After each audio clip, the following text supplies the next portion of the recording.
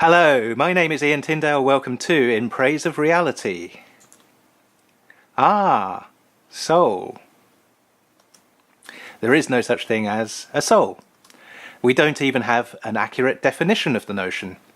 All we have are pre-enlightened primitive figments of abstraction describing groups of effects, some observed, some imagined. These are conveniently wrapped in personification, confusing the whole idea with identification with the self. There isn't a soul, there isn't even a self. You don't exist. There isn't a single, central, unified mechanism that corresponds with you. There isn't an area of the brain that plays the experiences which you think of as conscious thought. And even if there was, who do you think is sitting there watching it? There is no concept of now either. Almost all of your experience is a memory of it happening just now, or almost now. A lot of it happened before it was identified and then backdated to make it seem like you're perceiving it in consecutive time. And your conscious awareness is neither in real time, nor necessarily did it enter consciousness in a precise chronological order that we think it did. Nothing is real time. There isn't a single part of the brain or body that systematically stores all memory of sensory experiences. There is no unified self at all, either systemically or temporally. You don't exist. Well, not as you anyway. When you die, what do you think will happen to you? My retort is, well, what happened before you were born?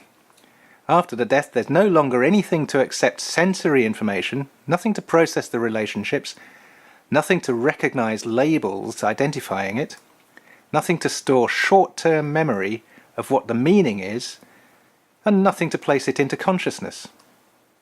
None of that mechanism or apparatus is working anymore and will deteriorate.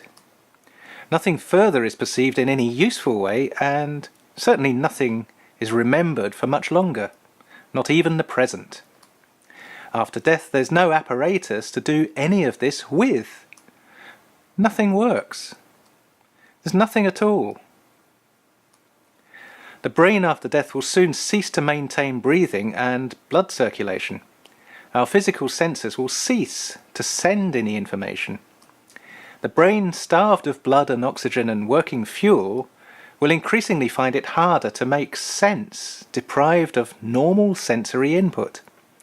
The network of processed information from latent sensory interpretation would increase the load on the starving brain.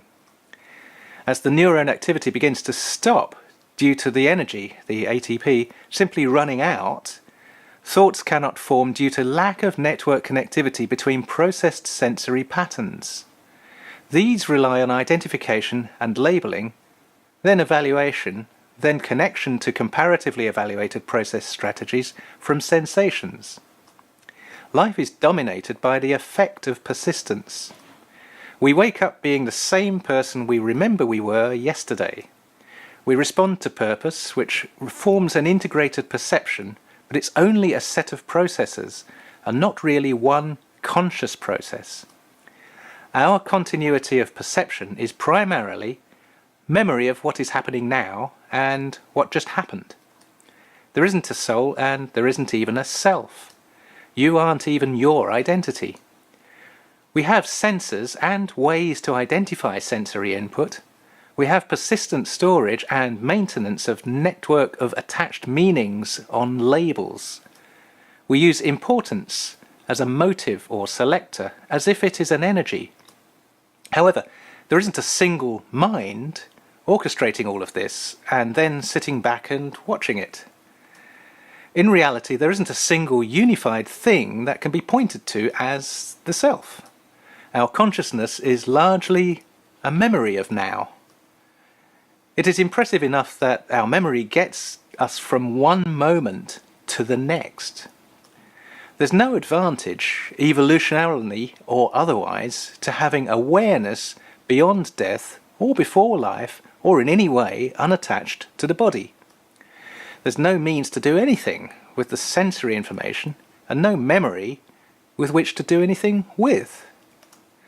It's only the fear that death is nothing but a great big nothing which forces people to concoct stupid fairy stories of the soul. Most people have some sort of indoctrination from their culture regarding a list of or sequence of things that happen to you, all mere fiction. There's no actual knowledge of what happens when you die. If we can only go by what we do know, why do so many people persist in idiotic beliefs in fairy stories given to them by their parents, families, friends, schools, films, television, and other social influences? The mass media we consume reinforces such ideas. Is there a heaven? Don't be stupid. Will you have an afterlife? Well, no, don't be an idiot. What will happen to you? Well, what is considered to be you will stop. You won't exist. Will you be judged or evaluated or rewarded or punished according to how you lived your life? I just said, you won't exist.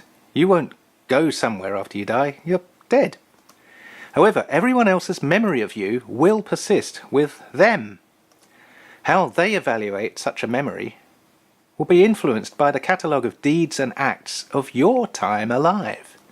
Living a life that influences or benefits or helps other people allows your effects to persist long after you've gone. You live on as other people's memories because they are still alive and their perceptions actively persist. This has been In Praise of Reality. My name is Ian Tyndale. This episode? So